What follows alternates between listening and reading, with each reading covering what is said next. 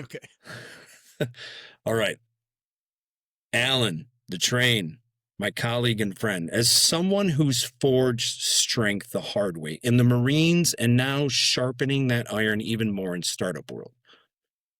Do you ever wonder or worry that AI powered convenience is making us soft, physically or even morally? What line shouldn't we cross to ensure our technology doesn't strip away the character building struggles that truly shape our personal growth? Well, that's a big question. There's a moment in every journey, whether in the gym, on the battlefield, or inside a boardroom, where comfort whispers and challenge roars. And it's in that moment that people either retreat or they rise. Today's guest, he rises. Olenthius, also known as Alan Thompson, known to some as The Train, is a former U.S. Marine turned tech founder who's forging a new frontier in fitness, in wellness, in life. He's not just building apps, he's building smarter gyms. His company, Grow Solutions, is using AI, computer vision, machine learning to reimagine how we train, how we engage, and how we grow physically, mentally, and even ethically. He's lived the extremes from military precision to startup chaos, from leading units in service to leading innovation in silence. And now he's asking a bold question. Can technology actually build grit? In this conversation, we unpack the tension between optimization and character. We'll talk startup scars, marine wisdom, and what it means to create tools that shape people without softening their edges. So buckle in because today we're riding with the train. Okay. All right. Alan, the train, my colleague and friend, as someone who's forged strength the hard way in the Marines and now sharpening that iron even more in startup world. Do you ever wonder or worry that AI powered convenience is making us soft, physically or even morally? What line shouldn't we cross to ensure our technology doesn't strip away the character building struggles that truly shape our personal growth? Well, that's a big question. I personally see AI as an enablement of the best qualities of human nature. But that doesn't mean like AI automating everything and then people are out of jobs and like, well, what do they do now because AI took their job? But there's ways that AI can be used to enable human interaction. To one, AI freeing up time is a way that it enables human interaction. But what do people do with that time? Where do they turn to? Do they turn to drugs? Do they turn to alcohol? Do they turn to other people? They're likely to turn to other people or their communities. And then what communities do we want them turning to? I personally hope that they turn to communities centered around like self-actualization. Like, who do they want to become? How do they become a better person? And I think no other industry uh, signifies that more than the health and fitness industry. So that's why me as a company, I'm focused on bringing AI to that industry in a human way. I mean, we've talked a lot and I've read many of your posts, and often you bring kind of a philosophical twist to it. So I'm assuming that at our core, I think we're kind of the same, where there's a little philosopher hidden within us. And we try to dive deep into some hard books, let's just say. Alan Watts, and I'm not sure if you know who Alan Watts is. He's okay. I wrote this down so I don't mess it up because I do that. He wrote, "The meaning of life is not to avoid the struggle, but to dance with it, to let it carve meaning into our muscles. Beware of any machine that tells you it can take the pain away without also stealing the point." I read this back probably earlier this year, and I think it just keeps sticking with me and resonating with you. I mean, you've lived the kind of struggles most avoid. Do you think modern tech, including what you and I are building and many others, risks, kind of Alan's point, protecting us from the very things that help transform us and help us grow? Yeah, I mean, that is a deep question. Do we need pain and suffering? Do we need challenges to grow as people? I do think we need to challenge ourselves as people. Do those challenges need to be painful per se? I don't think so, right? Like, you look at Buddha and stuff like that, he went on his journey, fasting, starving to find his inner peace, and so many other stories. Viktor Frankl, like um, I forget what the book's called, but these other people that have experienced like extremely traumatic events come to this like deeper understanding of what life is. Mm. Does every person need to do that for no, I don't think so. Like, long story short, I don't think so, because there's a saying, a smart man learns from his mistakes, the wise man learns from the mistakes of others. So we as a people, like, we are capable of wisdom. Why do we all have to go through the suffering to collectively learn the lesson? We don't. That's the beauty of human nature, is we can share stories, and we can learn from people's past struggles.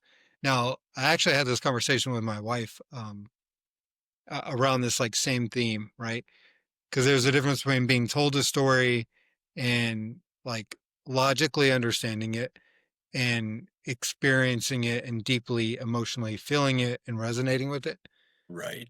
Um, so from that angle and point of perspective, like, we can still teach the lesson. Maybe you don't fully understand it until you experience the pain and emotion, but you have the logic, you have the knowledge to use as a point of reference of like, oh, this now I logically understood it, and now I emotionally understand it. And but we don't have to wait for the emotional pain for the logical understanding. Yeah, I mean, I agree. There's definitely something in our biology that helps us grow through the emotions, through the struggle, through the pain, um, differently than just reading it or witnessing it or viewing it. For me, the Watts thing, it hit me like a cold plunge, dude. I mean, you and me and many other founders seem to live in this paradox. We've faced we've chosen to face pain that forges and even sometimes wounds. But here's what I keep wrestling with, trying to make life smarter. We're building these things that are trying to make it simpler, life smarter, life easier for people. Are we risking making it shallower? And I say that because there's kind of a truth that only those of us that bleed, that sacrifice, that sweat, that do the hard work know and understand a kind of identity that only emerges under that pressure. And I wonder, as we give more of our struggles to systems, are we also risking giving away the very fuel that initiates our own personal growth? Uh, no, I don't think so. You weren't expecting any of this, were you? No, no, I wasn't. But it's good. I mean, I actually really enjoy talking about stuff like this. So, n- like, once again, I don't think so. I don't look at Elon Musk. Human nature is by nature like outward. We're going to continue to explore, right? But we also don't need to we want a strong core that we explore from. So, humanity as a whole, we don't want pain and suffering here on Earth, right? Earth should be this like safe place where we cultivate what it means to be human in the best traits and qualities of human nature, the perseverance, the determination, the grit, so that we can be prepared mentally to go out and explore. And you mentioned, like, entrepreneurs, we choose pain. I don't think I don't choose pain. I choose, I like to say I live in love instead of fear. So I go forward in faith and love, and not in fear. Like, I'm not going to let fear be a reason I don't do something. But I love making an impact on people's lives. And that is what fuels me to go forward through the trials and tribulations. So I think when you frame it, for me, when I frame it that way, if you're going forward in love, and that's what's fueling your your motivation and you're coming from a strong core, then no, these systems will not make us more shallow or weaker. Um, I think it's the opposite. It'll become the mirror through which we can reflect holistically as human nature, as human society, what it means of how we go forward. Not not to choose pain, but to go forward in love. Yeah, I mean, I love that, dude. I absolutely love that. You and I think over the past couple of years, there's a match in this DNA where we're trying to create things that have a positive impact on this planet at scale to help others thrive and flourish. Yeah. And I think that's where we kind of found this spot where we came together. But I will admit, for me, I struggle with. There seems to be this dichotomy of how this is going to play out. Yes, it could help to elevate and evolve the entire species, hopefully past all the things that everybody focuses on making us different and start pulling us together to notice that we are just one species on a planet fully capable of solving very complex problems. And if we all would just unite together and start focusing on creating solutions. But I won't go down that path with you. We can save that for another episode. So I guess what I want to ask is, because I'm having the same struggle for you, you're a founder, you're a builder, a marine, a father. I struggle with, where do I draw that boundary between what we're building to support people's progress, and are there things that we can do along the way to kind of support their progress without stealing that growth journey that I think people still need to go through? Yeah, I mean, so in the Marines, and probably many militaries and many organizations, they say a trait of a good leader or a great leader is that they produce other leaders, right? And I prided myself on my ability to create other leaders while I was in the Marine Corps. And it's a balance between removing obstacles from people's way so they can achieve that next level, but like not removing every obstacle. They do need those challenges, like you said. Um, they need to push themselves to have true growth, but they need to be shown that there's someone there that believes in them to get them to believe in themselves, right?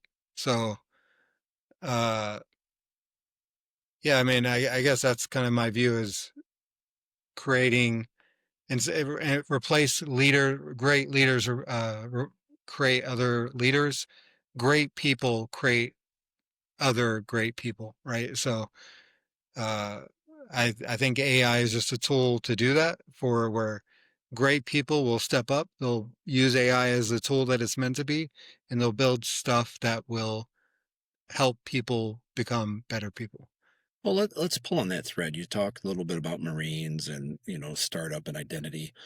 For you, what's been harder? Is leading a unit under fire or leading a startup with no map? Well, leading a startup with no map is way harder. So, especially like if it was like a established company or business, like, oh, okay, like I'm gonna run this play, like this has been done before, but we're building a new product in an industry that's traditionally resistant to change and new stuff. And You think? we're outsiders to the industry. We're not like the good old boys. So I mean, it's like everything's just stacked against us. Uh, Way harder. Like the Marine Corps. I mean, their whole mentality is get the mission done. Everyone that you work with is like, when push comes to shove, it's like, okay, get the mission done. Uh, so from that sense, it's easy. Like, oh, the mission may seem super unrealistic, but because everyone's rowing in the same boat in the same direction, you always get it done, right? But this is like you're in a tiny, dinky rowboat with a couple of other people, and you're like, hey, go take the crest of that tsunami and find a new island, right? Like, okay, much, much harder. Yeah. So, And also just don't get me started on capital. Like we're in a dinky rowboat. There's a hole. That hole is like our financial funding that's always like taking on more water. We got to constantly try to plug it while beating a tsunami in a just massive storm while trying to find the island that we're looking for to survive as a company. I love it, dude. I mean, welcome to chaos. It Yeah, yeah, is, there is, for what, 200 plus years, we built structure into our military, to those teams. So there is some type of at least systems and guides and just normalcy, even though it might be chaos at moments. There's always systems, processes, procedures that are kind of proven and battle tested, literally, to always be there. And the most, and I'm not veteran, but what I've heard from most of my friends is it's literally always about the person standing next to you.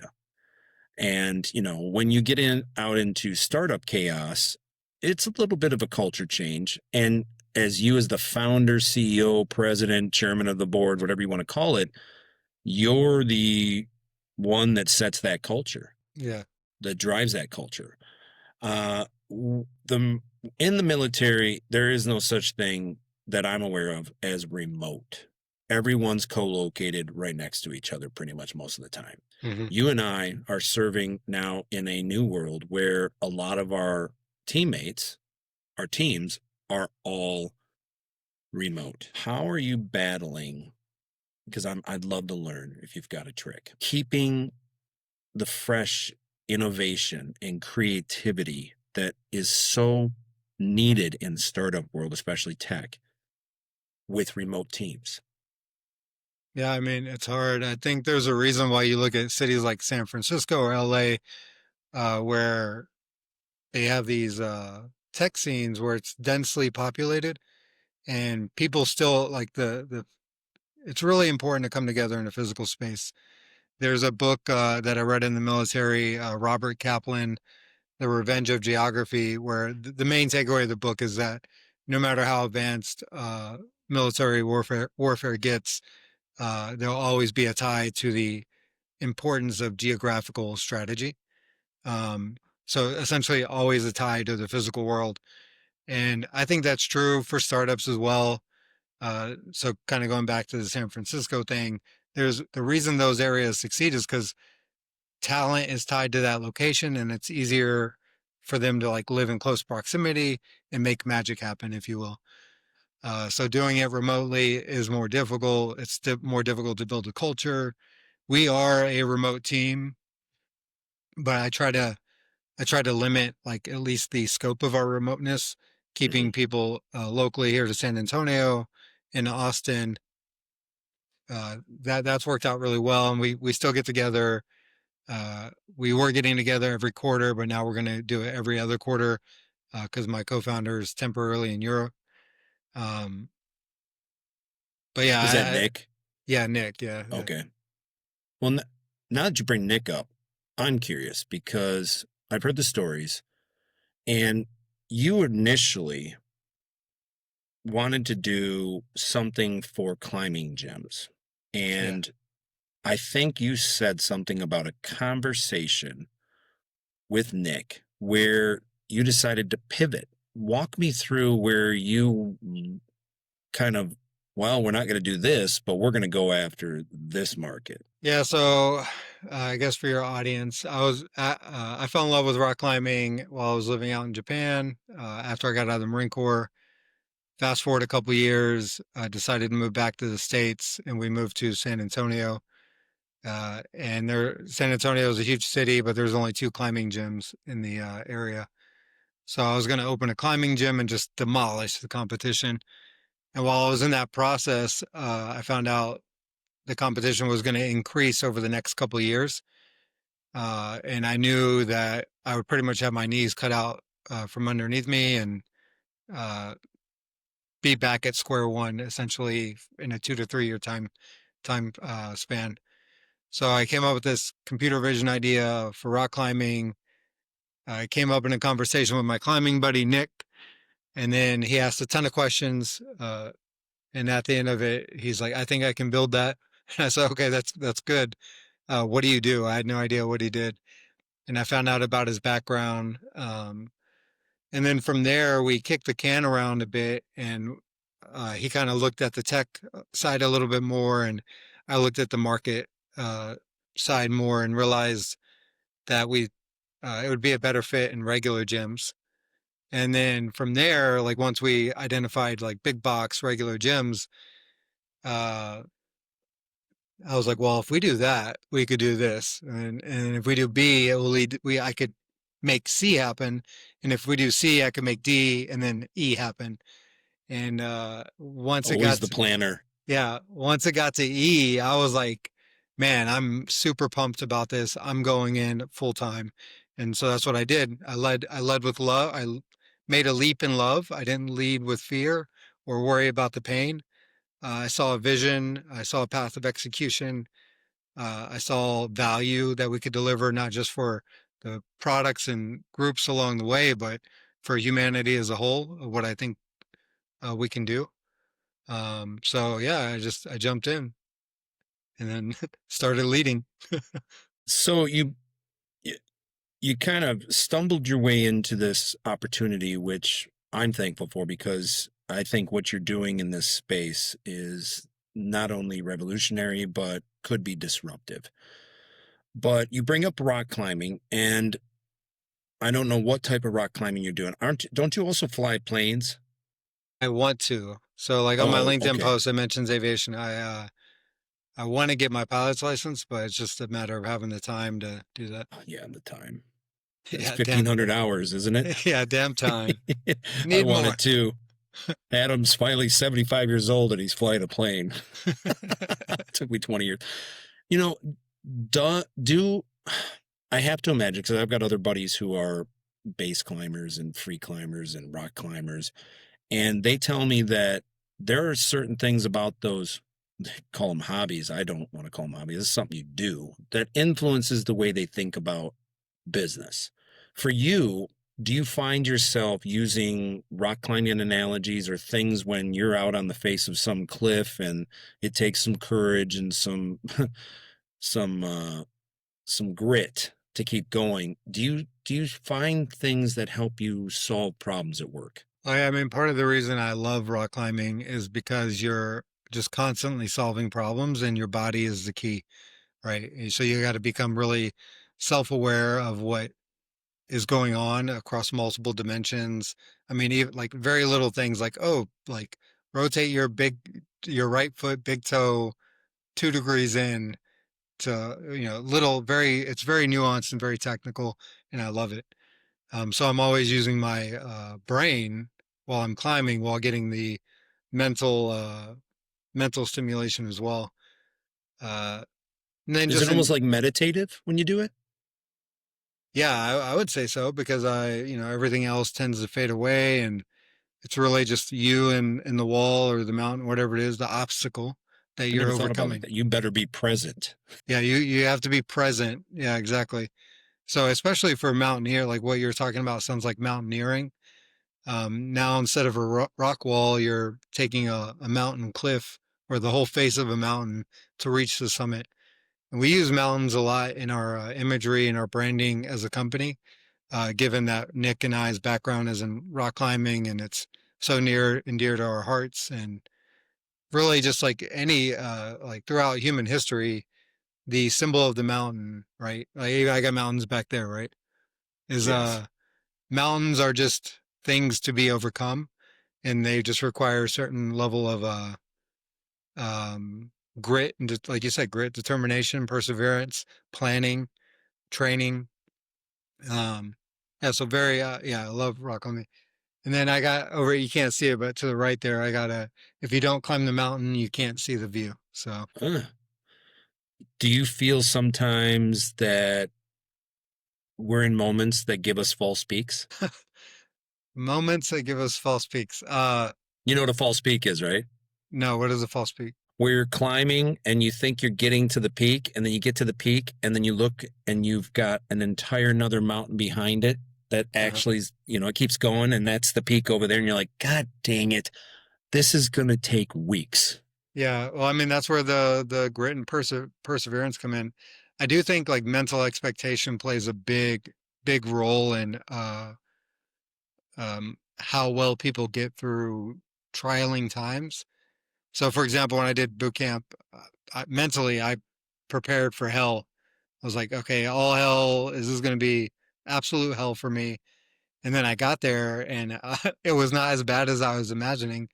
And I really enjoyed boot camp. I laughed a lot. I had a good time. Not, I mean, I got like drilled to all hell because I was laughing so much. But point being, I was mentally prepared for it. And so for these false peaks, um, yeah, I mean, that can be trialing, you know, like you set an expectation, you, whether it's a true mountain or a figurative mountain, and you get to what you think is the top, only to see another intimidating mountain face in front of you. But for me personally, like maybe I'm just crazy, but then like I imagine me laughing like, ha ha ha, like let's go, right? Like I'm very much like let's take the mountain. So yeah, hopefully we can build systems that instill that in people, or at least in enough leaders where Yeah. they can lead people over those false peaks. Well, you're a veteran. You're a veteran entrepreneur. And I think and you're doing a lot of things for vets, which, I give you a lot of credit for. Eh, Do you think there are moments that prepared you for this journey into startup chaos by being a vet? And what would some of those moments have been? By being a vet specifically or active duty? Active duty. Yeah, I mean, I think so. I wasn't on infantry side, so I wasn't ever like in a firefight. I was on aviation side, and my specific role in aviation was something called power line, where essentially you get shit on for all day, all week, all the time, and you're like you have to be the workhorse of the squadron. So one, preparing me mentally for just that kind of work. Like I've never worked harder uh, than when I first started, like as a E3 at my first duty station, like 16-hour days, 7 days a week. Like, and I don't even work that much now as a startup founder, but it's just a lot harder. So yeah, prepare me mentally for the work. It you start every day with a plan. Like there's what you think it's gonna, what you want it to look like, what you think it's gonna look like, and then what it actually looks like. Quickly And you throw in the trash that yeah, plan. yeah, exactly. So like my last duty station, now like first example I said E3, I was the E6 and I was running in a role they call maintenance control.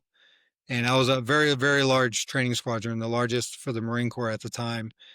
Had 600 people, like 60 aircraft in various stages of either project work or flight and operations.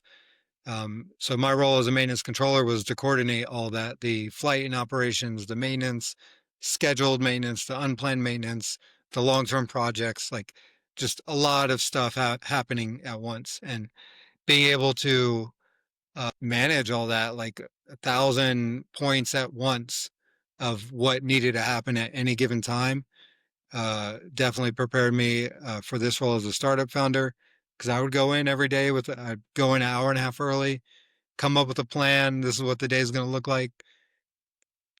20, 30 minutes in, it goes to shit. But I always had that plan to like fall back uh, to like be constantly trying to remedy course to get us towards the mission or vision end goal. What is that? It's you guys, right? Adapt, improvise, overcome. Yeah, yeah. Okay. I don't know if it's That's improvise, adapt and overcome. It works. It works for you guys. Let's kind of go down that angle a little bit about veteran entrepreneurship. I mean, I think you've done programs like IVMF, Hmm. EBV. I'm trying to remember Bunker Labs. What advantages, if those were the things you dove into, what advantages do you think veteran founders have, and what challenges do veteran founders face? Veteran founders have access to an incredible amount of resources. I mean, depending on what you want to do, some resources may be better than others. like you mentioned, IVMF, that's Institute of Veteran Military Families. They have all kinds of programs, anything from upskilling with programs like O2O or Onward to Opportunity to, entrepreneurial programs, whether you're ideating or you have a $100 million business with a CEO Circle. And then other programs like PenFed, which is a new one that I've gotten involved with that I really like. I really like the way they operate. Um, and yeah, just all these programs, Warrior Rising, Vet the CEO.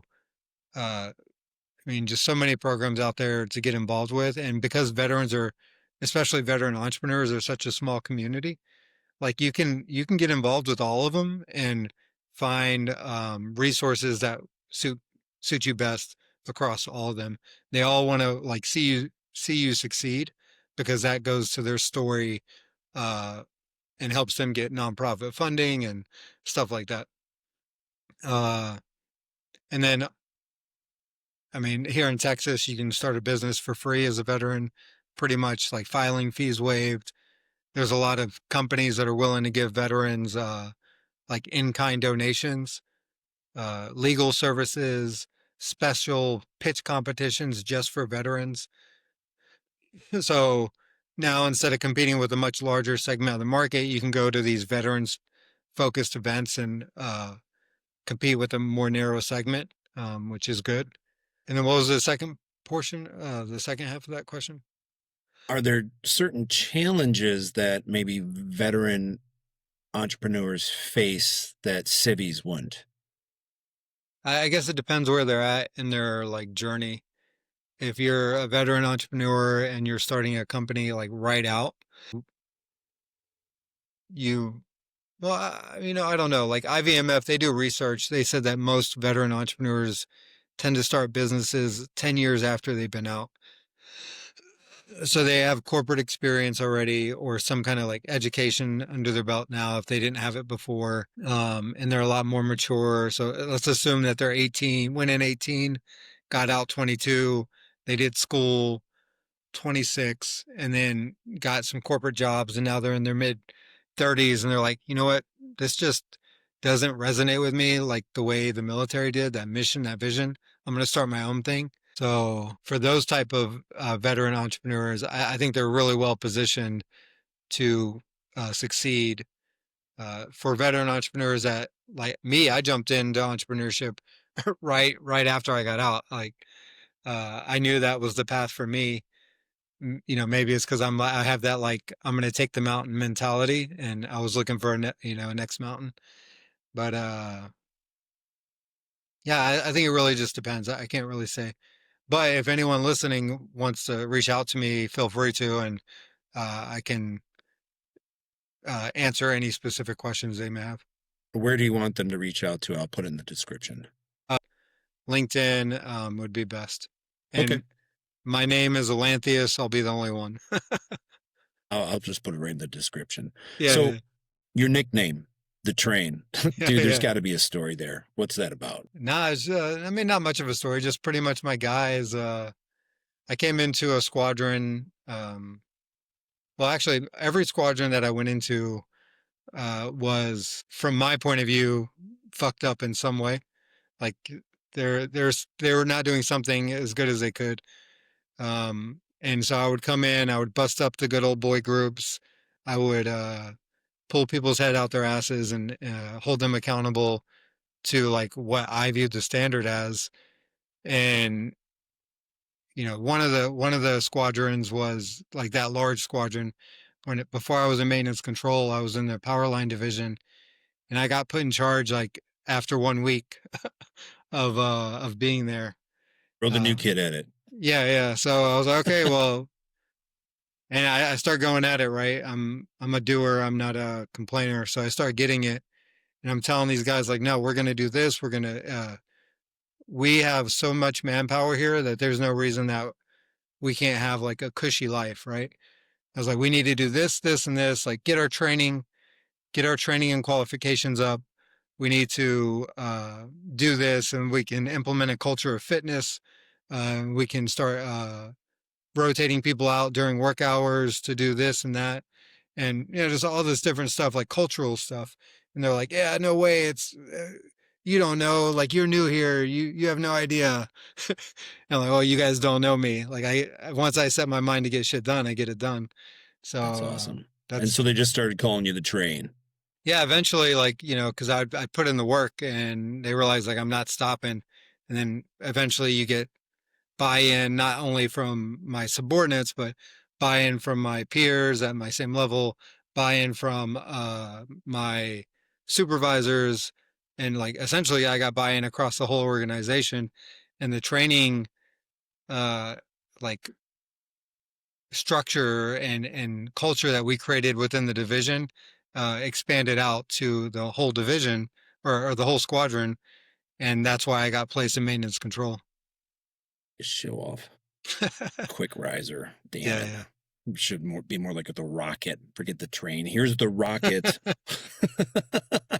So, Alan, for those who haven't heard of it, what exactly is Grow Solutions product and what problem is it solving for gyms and gym goers? So we integrate with current software and camera systems. In this quarter, we're working on integrating with wearable data as well uh, to track and gamify individual member activity without, and that gamification piece allows us to create a more personal experience without putting a burden on the staff, which is really important for the gym owners. So that's like where we're at right now. And the problem that it solves for gym owners is stickiness of fitness. So right now, gym owner, well, actually, we solve. I think we solve quite a few problems. Gyms have fragmented uh, systems that don't talk to each other.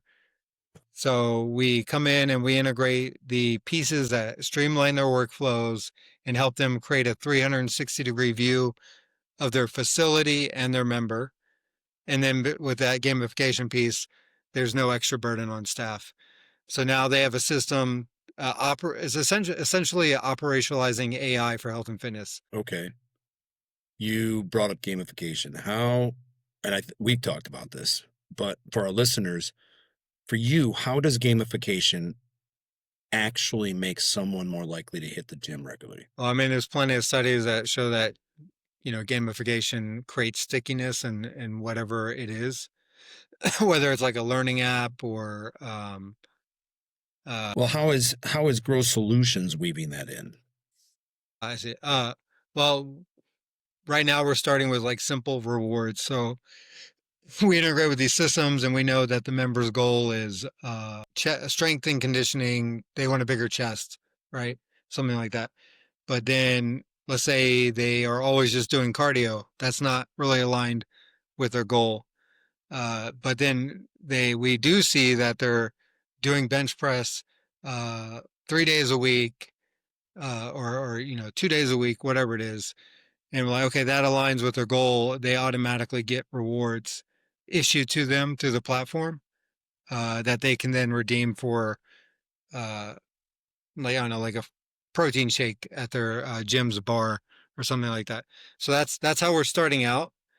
Um, and then there's a lot more we need to develop around that, and we're going to be we will work with established rewards providers. Solution One is one I've heard of. I'm not saying we're working with them, but the providers like them to create like a much more robust universe of what that looks like. Tell me a little bit more about, and I read this. It's trainers. It's a play on AIN, I think, Yeah, your AI assistant for training staff. yeah. How exactly are you guys leveling up fit pros inside of the clubs using trainers? Well, this trainers is still conceptual, so it's we are starting development on it soon, and we're going after funding for it from Okay. what's called CIBR Sitters, Small Business Innovation Research, or small I forget what that stands for, like technology transfer research. So Is that through the DoD? no, CIBR Sitters is through like many federal agencies. It could be through National Institute of Health. It could be DoD. It could be anything. So we're going after these federal agencies non-dilutive funding to develop trainers. But what it is it plays off our core product.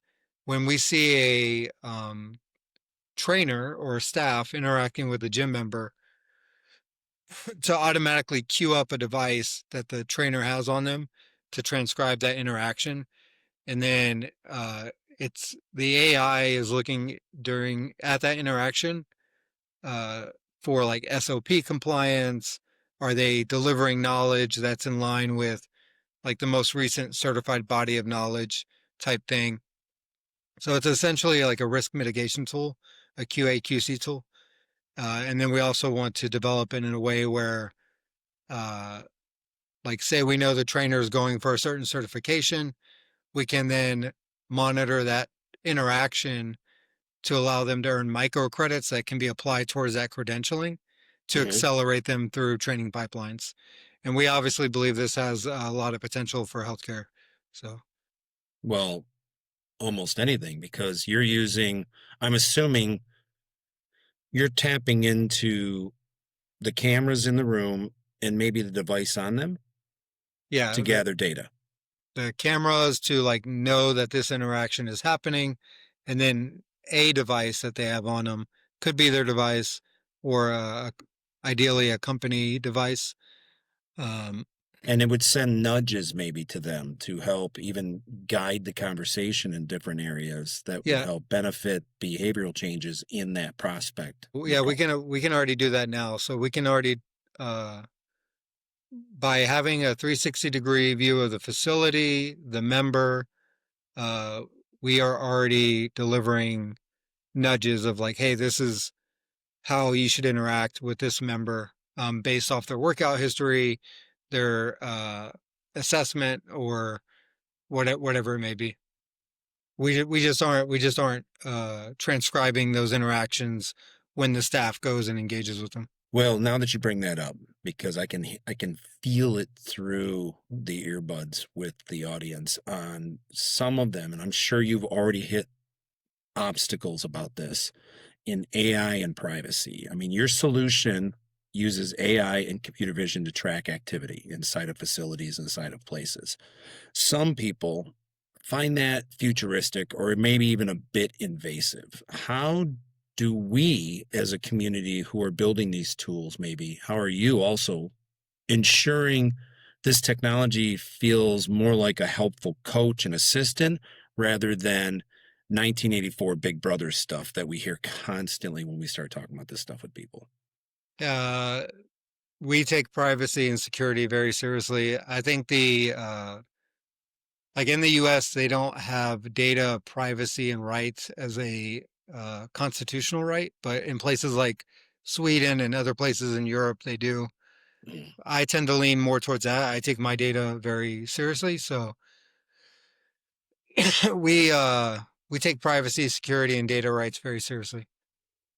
Uh, so our software, we don't use facial recognition. A lot of people are surprised about by that because we integrate with the current software system.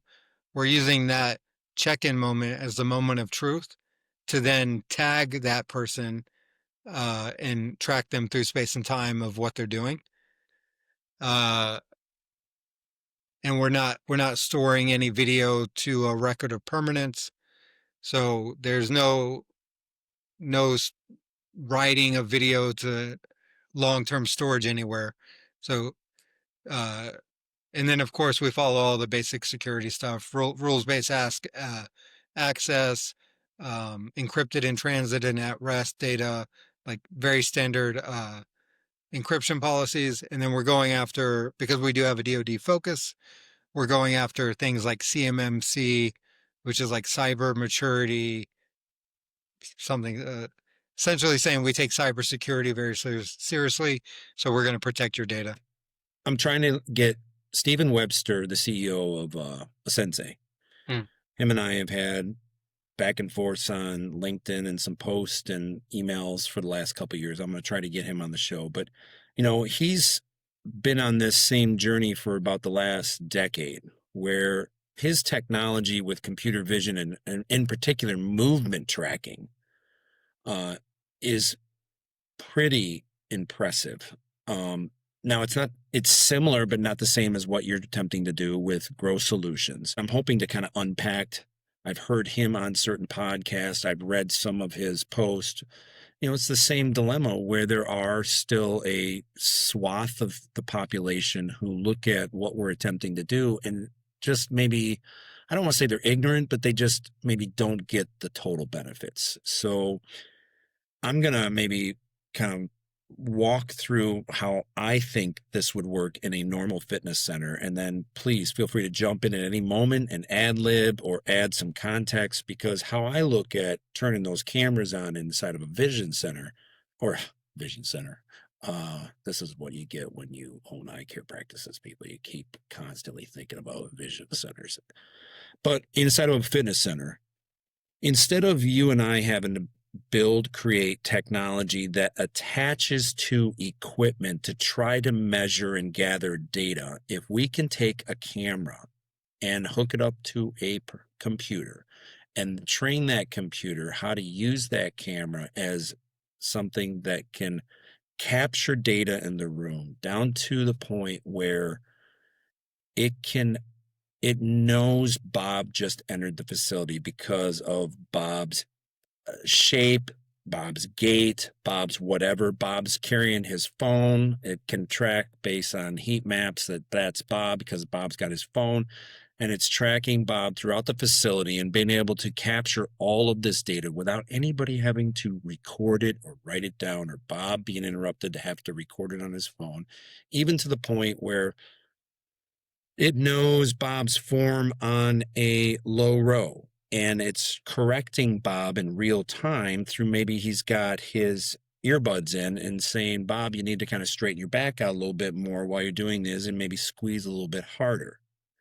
It knows that Bob's using 50 pounds, not 40 pounds, because it's been trained so much. It knows the rest between sets. It knows all this stuff that we're all trying to race to capture enough data to help people change behaviors and be able to kind of plug this data into large language models and AI to figure out how can we improve performance? How can we improve health? How can we improve longevity? Am I missing something with this use of computer vision and put inside of facilities? No, I mean, yeah, that's pretty much it. We are focused on essentially behavioral analysis. So, like, what is the member doing? Like you said, okay, we're tracking Bob. Bob's doing this exercise now. We don't do movement analysis. That's right now, that is too computationally heavy to do for a gym camera system as a whole. I mean, that piece of equipment could be set up with a camera that specializes in that. Yeah, Um, like a tonal. yeah, or something like that. But yeah, we don't do that.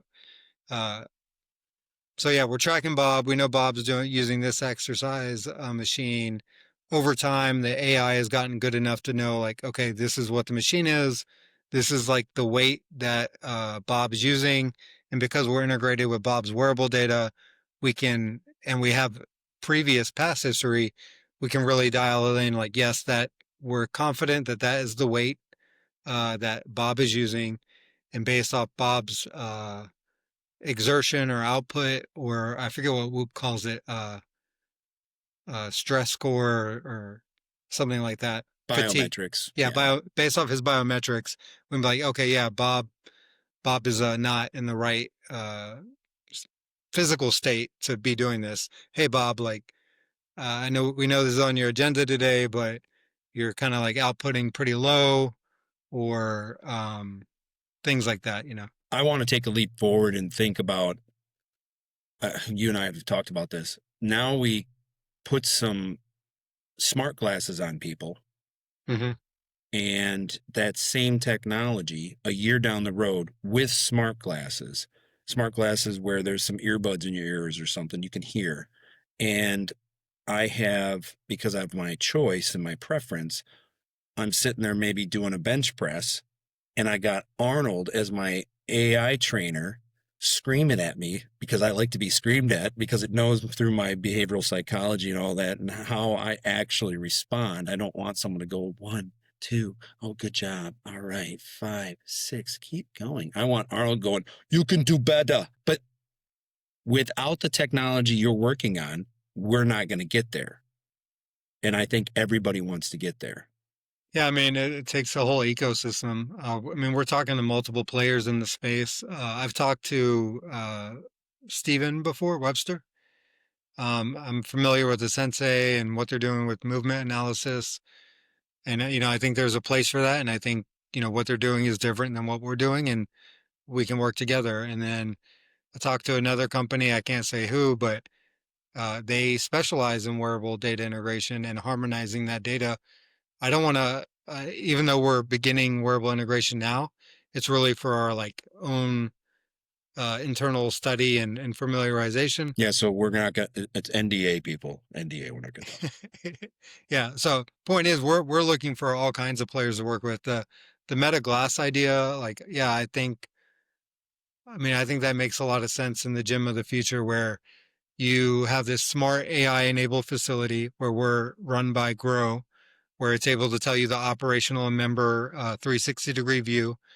And then your coaches or trainers or even individuals, uh, if they're sporting the Meta glasses, we can feed coaching directly into the glasses.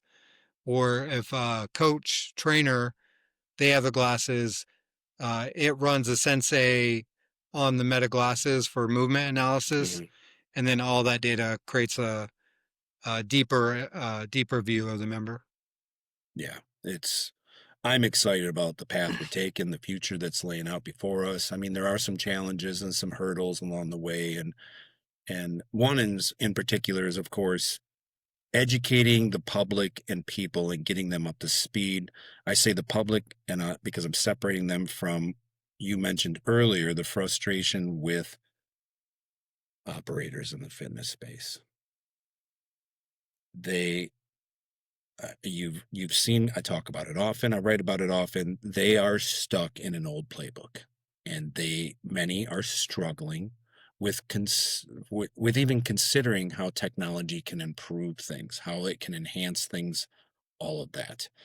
Um, I don't want to get into that. Go ahead. Go ahead. I mean, I think now is a good time. Like what I see in the space is there are these older gym owners that are, kind of more resistant to change, but they're also retiring out. They're looking at like handing over the reins to either their kids or a longtime employee who is probably in like say 35 to 45-year-old range. They're much more open to tech, and things are going to start moving a lot quicker as that silver wave hits. Yeah, Um, so yeah, I mean, I think now is a good time for companies like mine specifically. it's an excellent time. Insiders. Uh, I have a lot of conversations with people all over the industry, and insiders are murmuring that there's a wave of pushouts and early retirements and just basically let goes coming at the executive level in many of the big box chains. Oh wow. Because I think private equity and venture capital has gotten to a point that they're seeing the potential that can happen. And it's not that these are necessarily incompetent leaders, they've done great work with the skill set they have. But maybe there's a time to level up the playing field when it comes to thinking about technology, especially now as I mean, we've seen the wave of layoffs come in the last couple of weeks from UPS to Amazon and all this other stuff. So of course, if I'm a CEO or an executive in the fitness industry or wellness industry or longevity or healthcare, I'm starting to, whoa, what am I missing? What do I need to consider? What do I need to think about? So I think you're exactly right. I think we're in the right space, the right time, the right place because there's about to be a shift and there needs to be a shift. Yeah, the in my pitch deck, you know, so we're starting to raise money, and every deck has the kind of like why now Hmm. slide. And my kind of story of why now for grow is you have higher interest rates squeezing a lot of the market for capital intensive industries like fitness. While the PE you mentioned, they're coming in and backing these new players like Crunch and things of that like. And the reason PE is coming in and backing them is because you have federal agencies like Health and Human Services, Department of War. All of a sudden, they have a huge focus on health and fitness. Um, and in the backdrop of all that, you have Meta making consumers more comfortable with the tech around computer vision through the Meta glasses, while the cost of AI is like just constantly dropping. So, yeah, I mean, the time is ripe for anyone listening. Like, get it. You want to get on the field? Come on. It's a Well, good time to. particularly in this country, because, and you bring it up, and I almost missed it. I wanted to kind of dive into this human performance optimization. There's a huge opportunity for those of us that, one, we have, let's just say, friends on the inside or pathways in to the inside to where we are, what do you call them? Registered agents that can sell and help provide services to the military groups. Uh, Contractors? Well, I don't know what, I keep forgetting what you guys call this, but you jump through a lot of hoops to basically get the right to sell things to the inside of our Department of Defense, the military, whatever it is. I mean, we as Grow, we are a registered SDVOSB, which stands for Service Disabled Veteran Owned Small Business, Okay. which gives us access to federal set aside contracts, but it doesn't like necessarily mean we're going to win any contract. No, but you at least have the right to jump in the game. Yeah, yeah. And I think right now with the push for human performance optimization, uh, I think there's some huge opportunities. I think you're in the right place with the right stuff. And I think, is there anything you want to touch on where, I mean, you got two divisions. One is on the fitness and wellness side. The other, can you talk about? The DoD stuff. Yeah. I mean, yeah, that's Or do we pretty need much. security clearance? No, I mean, that's still like it takes a long time to develop business in the federal space. Okay. So recognizing that we started early and I've just been building relationships. It is starting to like kind of come to fruition a little bit, but I wouldn't say that, we are players in that game yet. I mean, we definitely want to be, and we have a lot of conversations happening and different things in motion. And Okay. I'll be excited to share those with you when they materialize. I guess what is one thing that you used to believe in about success, and maybe now that you've had this journey through startup world, you no longer believe in, you've outgrown? I mean, nothing's nothing's changed for me. My like like say for this company, big vision. To me, success is realizing that vision. So I'm still very much on that journey, and as long as I don't quit, then uh, the journey goes on. Love it. In your own life, when you have grown most, when things worked, I guess let me rephrase this. In your own life, where you think and believe you've grown the most, was it when things worked or when they were completely broken? You, you probably don't learn anything if things go 100% right. It's just like, oh yeah, like went exactly as I thought. So probably learn the most from things falling to shit. And I think Yeah, mostly it's like not necessarily learning.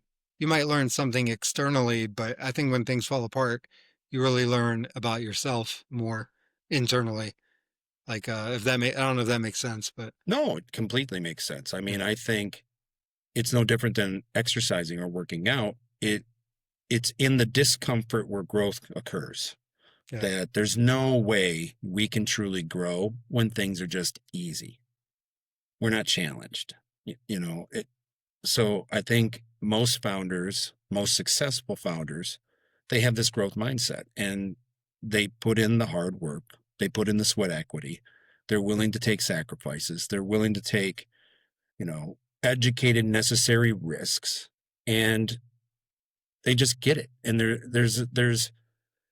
I've often said there's something to being a founder where we can be in a room together and nothing can be said, but you can look at each other and see it in the eyes because we've kind of been baptized in the blood and sacrifice and sweat and tears and everything that goes into the journey that most, I don't think they can even comprehend or understand. What it's like to have all your employees and their families, you're carrying that responsibility. You're the one that's got to keep the lights on. You're the one writing the checks, and you're the one that's pushing everything forward, even in the midst of complete absurdity and chaos and everything may be coming against you. The founder still is the one out in front protecting that team from the storm. A successful founder. Yeah, yeah. So You know, the I have to go let ahead. me because we talked early on about the storm, and Mhm. you referenced the storm here. The image I think of when it comes to me and my team being in the storm is there's a scene in Forrest Gump where uh, Forrest and Lieutenant Dan are the only boat out on the sea. Yeah, and Lieutenant Dan's like like crazy. Like yeah, that's me, man. That's like I'm just the You crazy. call this a storm? Yeah, yeah. So And then at the end, you see him just jump in the water and swim up. Well, paddle off, I guess, because he has no legs at that point. But yeah, great, great fucking movie, man. yeah, I got to get my kids, I can't get them to watch it because they think it's an old movie. I'm like, you don't understand at all. We're going to yeah. sit down and watch this movie. Dad, I'm 18 or I'm 20. I'm not listening to you anymore. So, all right. Lastly, I don't want to keep you too long. Like I said, we have today something I've tailored specifically for you, buddy. I'm calling it our train of thought from the train lightning round. This is what we would call a binary speed round where the train, you, has to choose one of two things that I'll give you and explain why you chose that in one sentence. So it's a little fun. All Cool. right. So, Yeah, train, are you ready for Non-Filtered's first ever train of thought lightning round? yeah. I'll try to do my best. All right, buddy. Mission or metrics? Mission. Mission. You'll always be able to rally people forward, no matter how bad the metrics are. Um, Metrics are good to use, of course, but the mission is what keeps people driving forward. Discipline or creativity? That's a good one. I actually think creativity, like, especially as a startup, I mean, you need the discipline to go forward, but you have to be super flexible, super creative on how you think about your product, how you penetrate the market, how you get the mission done. So creativity, Head or heart? heart. Uh, I think that you can see the theme here, right? Yeah. So heart will drive forward. Um, yeah, heart. Optimize or humanize? Oh man, both. I'm gonna go with both on that because that's what Growth Solutions is all about, like creating these optimal systems to create more human experiences. Man. Train or rest? That depends on you. Like each part, you gotta. Both are essential. You got to do both, the right one at the right time. Brilliant. More tech or less noise? Less noise. So like we create all this data, but that data is just noise if we're not giving like actionable insights. So less noise, just more action, more results that move the goalpost. Spoken definitely from somebody who's been working with analytical mindsets and digging into the data. All right, last one, buddy. Fail fast or get it right? Yeah, it depends. Eh, some things you like just you don't overthink. Like for we had a five phase vision, right? We're not going to get that right. You fail fast, you just start moving because you're not going to get it right. But some tasks like you need to get right. You only have one shot. You need to look your best. You need to look sharp. You need to look crisp and clean, and you got to get those things right. Awesome. Well, buddy, Train, Alan, Mr. Thompson, I thank you very much for being on the show, man. I'm hoping to have you maybe as kind of a regular. We'll have you pop in every couple months or something, give us updates on what's going, and maybe we dive deeper into some philosophical stuff that has nothing to do with the tech we're building Yeah, or no, for some sure. just insights. But Alan, friend, thank you for showing up to Non-Filtered, showing up raw, and just being who you are, authentic. Yeah, you said raw, so I'm still in sweatpants from the audience can't see it, but I'm raw right now. I have no pants on, so. All right, buddy. All right. Thank you very much. Till next time. Yeah, have a good one. Bye.